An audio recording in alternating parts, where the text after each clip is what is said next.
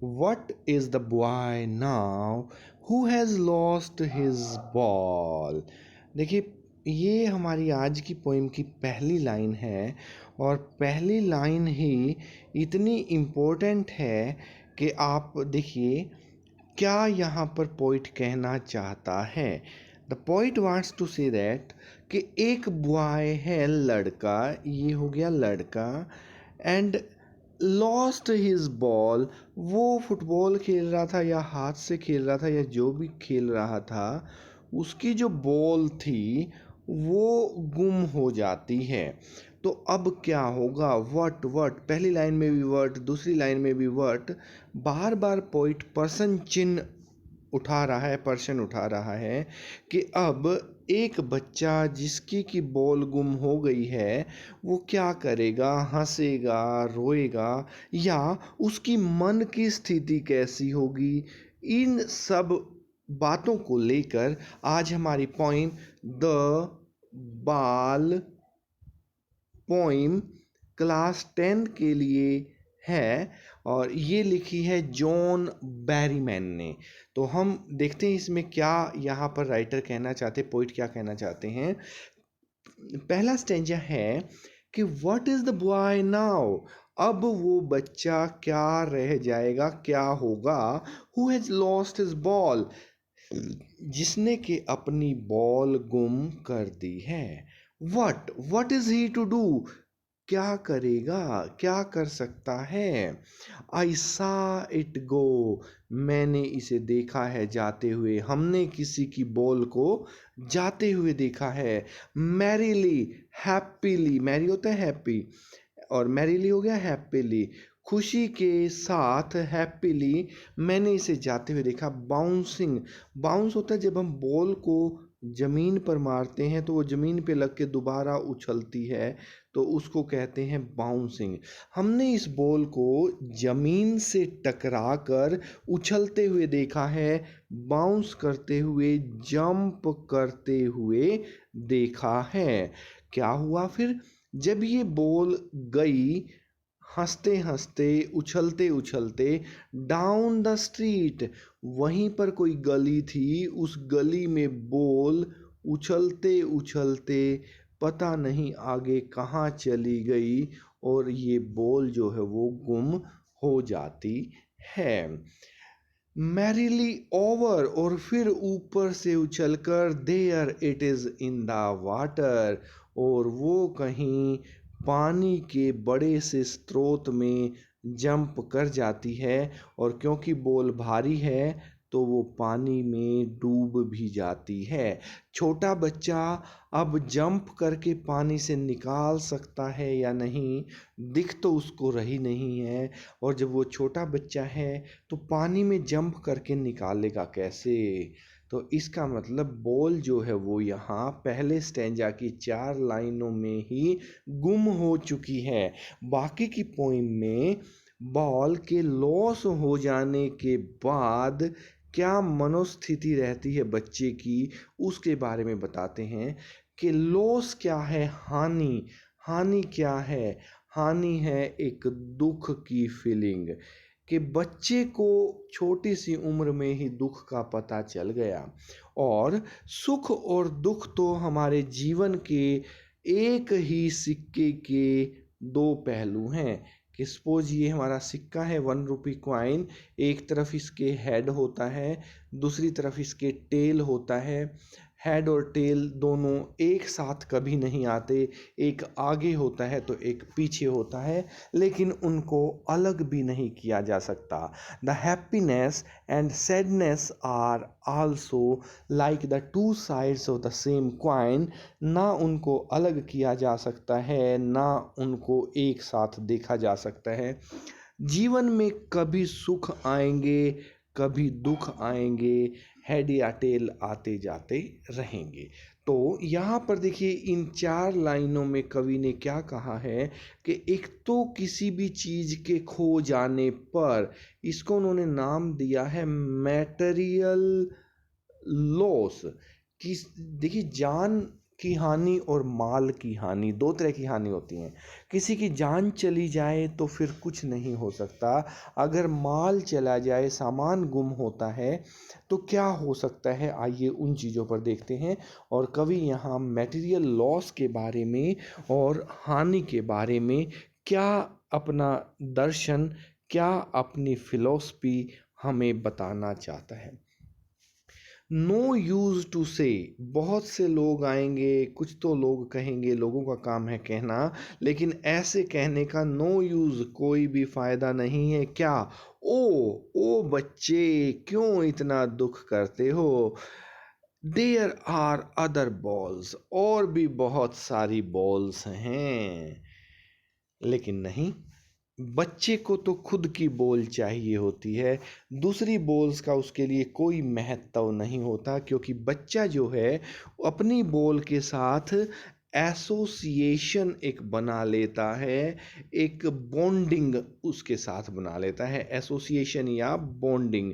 क्या बॉन्डिंग है, क्या रिश्ता है कि मुझे तो मेरी बॉल चाहिए, दुनिया में चाहे लाखों करोड़ों कितनी भी बॉल हों, मेरे लिए मेरी बॉल महत्वपूर्ण हो जाती है।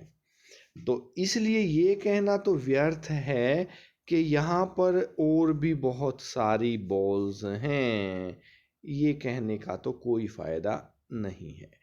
अब क्या हो सकता है, एन अल्टीमेट, अल्टीमेट होता है फाइनल, अंतिम, शेकिंग जो आपको हिला दे, एक झकझोर कर देने वाला, आपको अंदर तक हिला देने वाला ग्रीफ, दुख आ जाता है। कहाँ पर? फिक्सेस द बॉय, उस छोटे से बच्चे ने अपनी इतनी ही कम उम्र में सुख दुख को देख लिया है, और ये दुख उसको अंदर तक हिला देता है। अब देखिए इस दुख से बच्चा बाहर कैसे आएगा। एज ही स्टैंड्स रिजिड, लेकिन वो अब भी खड़ा है रिजिड, मजबूती के साथ, ट्रेम्बलिंग, कांप रहा है, अपने नुकसान पर काफ़ी दुखी है। स्टेरिंग डाउन, स्टेरिंग मैंने देखना, घूरना, SEE, वो सी करता है, देखता है कि किस गली से उसकी बॉल जो है वो गुजरी है, वो बार बार उसको देखता रहता है। ऑल हिज यंग डेज, अपने पूरे जो उसके बचपन के दिन थे, जो उसके यंग होने के दिन थे, उनमें वो देखता रहता है इनटू द हार्बर। हार्बर होता है समंदर के किनारे, जहाँ पर जहाज आते हैं, या यूं कहें जहाँ बंदरगाह होती है, और वहीं पर उसका घर होता है, क्योंकि वो बॉल जो है उसके घर से, उसकी गली से उछल उछल कर समंदर में गिरी थी। तो वहीं पास में कहीं समंदर की, वहीं पास की ये एक घटना है कि किस प्रकार से वो छोटा बच्चा लगातार उसी गली, उसी जगह, उसी पानी में देखता रहता है, वेयर हिज बॉल वेंट, मतलब कि दुख को भुलाया जाना इतना आसान नहीं है। जब जब वो व्यक्ति उस जगह पर जाता है, उस परिस्थिति में जाता है, उस चीज़ को देखता है, तो दोबारा से उसे अपनी पुरानी घटना याद आ जाती है, बस यादें रह जाती हैं, बस यादें रह जाती हैं, और कुछ नहीं रहता। I would not intrude upon him, और मैं कौन हूँ। अब देखिए आई भी इसमें दो बार आया है, एक बार दूसरी लाइन में आया था आई सा इट गो, कि मैंने इसे जाते हुए देखा है। तो कहीं ना कहीं कवि अपनी उपस्थिति भी इसमें दिखा रहा है, कि कवि भी वहीं कहीं ना कहीं उपस्थित है, उसने दो बार आई को डाला है। तो ये एक तरह से उसके अपने जीवन की घटना बन जाती है, उसने एक्सपीरियंस की है, उस बच्चे के दुख को देखा है, महसूस किया है। I would not intrude, intrude होता है इंटर, इंटर होता है बीच में, उस बच्चे की मनोदशा जो है, मनोस्थिति जो है, उसके बीच में मैं नहीं जाऊंगा, इंट्रूड नहीं करूंगा। आक्रमण नहीं करूँगा, मैं उस बच्चे को परेशान नहीं करूँगा। ए डाइम, डाइम डाइम होता है दमड़ी, और दमड़ी बोलते हैं पैसे को, कि पैसा चाहे कितना भी दे दो, वो बॉल दोबारा नहीं आ सकती। आप उस बॉल की जैसी और बॉल खरीद सकते हो कितनी भी, लेकिन वो नहीं आ सकती जिससे उस बच्चे का लगाव था, बॉन्डिंग थी, एसोसिएशन था, जिसकी हमने बात की कि पैसा, अनदर बॉल, दूसरी बॉल इज वर्थलेस। वर्थलेस होता है वैल्यूलेस, कोई कीमत नहीं है दूसरी चीज़ों की। जब जो चीज़ गुम हुई है, जब हमें वो चाहिए, तो फिर दूसरी चीज़ों की क्या कीमत रह जाती है। तो आगे राइटर क्या कहते हैं कि ना कोई पैसा, ना कोई दूसरी बॉल, ये सब तो वर्थलेस हैं, वैल्यूलेस हैं, किसी भी कीमत के नहीं हैं, बेमायने हैं। नाउ अब देखिए, ही सेंसेस, ही मीन्स वो लड़का जिसकी के बॉल जो है वो गुम हुई है। सेंसेस, महसूस करता है, सेंस करता है। देखिए, हमारे शरीर में 5 ज्ञानेंद्रियां होती हैं। आँखों से हम देखते हैं, नाक से हम सूंघते हैं, और मुंह में जो जीभ है उससे टेस्ट करते हैं, और हम अपने हाथों से, पैरों से, अपनी स्किन से महसूस करते हैं किसी भी चीज़ को, गर्म है, ठंडी है, कैसी है, और कानों से हम सुनते हैं। तो हम महसूस करते हैं किसी ना किसी ज्ञानेंद्रिय के माध्यम से। और आज ये बच्चा अपनी बॉल के गुम होने को महसूस भी कर पा रहा है, सोच भी पा रहा है, थिंक उसको कर रहा है। उसके माइंड में ये बात आ गई है कि दुनिया में क्या सिस्टम है, कैसे होता है, और उसे अपनी पहली रिस्पॉन्सिबिलिटी, जो भी उसकी अपनी जिम्मेवारियां हैं, उनका पहला एहसास होता है कि जीवन में जब आप आए हो तो आपको सुख दुख, लाभ हानि, दिन रात, प्रकाश अंधकार, ये सब चीज़ें आपको जीवन में मिलेंगी। और ये बहुत बड़ी जिम्मेदारी है इस बात को समझ लेना कि लाभ और हानि होते रहेंगे। दुनिया में आए हो तो इन सब चीज़ों के लिए आपको तैयार रहना पड़ेगा। इन ए वर्ल्ड, ऐसी दुनिया में, ऑफ पोजेशंस, जहाँ लोगों के पास चीज़ें होती हैं, पोजेस करते हैं लोग, उनके मालिक होते हैं। जब आप किसी चीज़ के मालिक होते हो तो आपके पास ऐसी चीज़ें होती रहेंगी। इन ए वर्ल्ड ऑफ पोजेशंस, ये दुनियादारी ही इसी चीज़ की है कि आप अपनी चीज़ों में उलझे रहते हैं। पीपल विल टेक बॉल्स, दूसरे लोग भी बॉल लेंगे, ऐसी बॉल्स गुम होती रहेंगी, और वैसे गुम नहीं होंगी तो दूसरे लोग छीन भी सकते हैं, ले भी सकते हैं, मांग भी सकते हैं। Balls will be lost always, हमेशा ही ऐसे ही बॉल्स गुम होती रहेंगी, ऐसे ही आपको इन चीज़ों का दुख होता रहेगा, आपको ये चीज़ें सहन करनी पड़ती रहेंगी। मनी इज़ एक्सटर्नल, पैसा तो एक बाहरी चीज़ है, पैसा इस दुख को दूर नहीं कर सकता। ही इज़ लर्निंग, और ऐसी ही बातों को ये बच्चा जो है वो सीख रहा है। Well, behind his desperate eyes, उसकी आंखें जो इस बोल को प्राप्त करने के लिए डेस्परेट हैं, लालायित हैं, उसे वो बोल चाहिए, लेकिन धीरे धीरे वो सीख रहा है कि ये बोल अब वापस नहीं मिल सकती, लॉस हो चुका है। Time past can never be recalled, गुजरे हुए समय को, गुजरी हुई चीज़ों को, बीती हुई चीज़ों को कभी भी प्राप्त नहीं किया जा सकता। जो आपका है वो आपके पास है, और जो आपका नहीं था वो चला गया है। अपनी छोटी छोटी नन्ही प्यारी प्यारी आँखें जिनमें सपने हैं बॉल के, जो लालायित हैं अपनी बॉल को वापस पाने के लिए, उनके पीछे अब ये बड़ा हो रहा है, कुछ सीख रहा है, दुनिया के गूढ़ रहस्य वो सीख रहा है। ही इज़ लर्निंग, ये बच्चा अब सीख रहा है। तो ये हमारा थर्ड स्टेंजा यहाँ से शुरू हो जाता है कि पहले स्टेंजा में जो बॉल लॉस हुई थी और फिर दूसरे स्टेंजा में वो देखता है कि ऐसी ऐसी पता नहीं कितनी बॉल्स यूं ही लॉस होती रहेंगी। This is the ball poem. Ball poem है, एक बॉल है, गुम हो जाती है पहले स्टेंजा में। दूसरे स्टेंजा में वो देखता है कि ऐसे ही बॉलें आती रहेंगी, जाती रहेंगी और गुम होती रहेंगी। आती रहेंगी बहारें, जाती रहेंगी बहारें। बहारें सुख के लिए, ऐसे ही सुख दुख आते जाते रहेंगे। और तीसरे स्टेंजा में देखिए वो किस तरह से मैच्योर हो रहा है, बड़ा हो रहा है। ही इज़ लर्निंग, वो सीख रहा है अपनी उन्हीं छोटी छोटी आँखों के पीछे जिनमें वो सपने लिए घूम रहा है। द एपिस्टेमोलॉजी ऑफ लॉस, चीज़ों के गुम हो जाने की जो एपिस्टेमोलॉजी होती है, एपिस्टेमोलॉजी होती है नॉलेज, KNOWLEDGE, नॉलेज, जो ज्ञान है, जो उसमें विभिन्न ज्ञान के सोपान हैं कि क्या स्टेप्स हैं। Step number 1, step number 2, step number 3।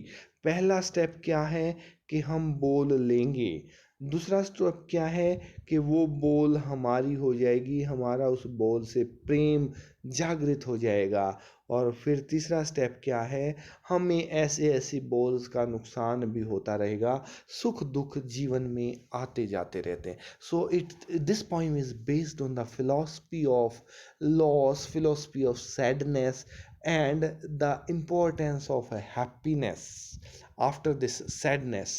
क्या कहता है, हाउ टू स्टैंड अप, कि बोल गई सो गई, अब तुम्हें ठीक कैसे होना है, स्टैंड अप कैसे होना है, इस नुकसान से आपने कोप अप, अपने आप को कैसे उबारना है, कैसे आगे बढ़ना है, लॉस को पीछे छोड़कर अपने आप को इन दुखों से उबार कर या बाहर करके, बाहर लाना एक दुख से, ये ज़्यादा महत्वपूर्ण है। बाहर लाने को ही उबारना बोलते हैं। हाउ टू स्टैंड अप, फिर से कैसे जीवन में खड़ा होना है, फिर से कैसे संघर्ष करना है, क्योंकि ज़िंदगी हर कदम एक नई जंग है। जीत जाएंगे हम, जीत जाएंगे हम, तू अगर संग है। अगर आपके पास विश्वास है, अगर आपके पास संघर्ष है, तो ऐसे ऐसे दुख आपका कुछ नहीं बिगाड़ पाएंगे, आप फिर से खड़े हो पाएंगे। नोइंग, और ये जानकर, वट एवरी मैन, जो जानना है हर एक व्यक्ति ने।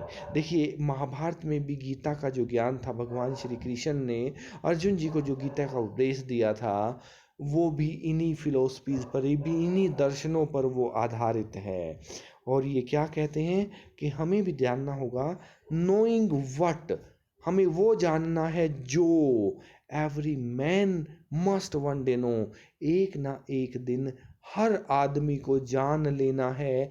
यही परम सत्य है, यही अंतिम सत्य है। क्या, and most know many days, और बहुत सारे लोगों को तो इस तरह की बातें बहुत दिनों में, बहुत बार, पता नहीं कितनी बार, बारंबार ये चीज़ जो है उनको सोचनी पड़ती है, देखनी पड़ती है।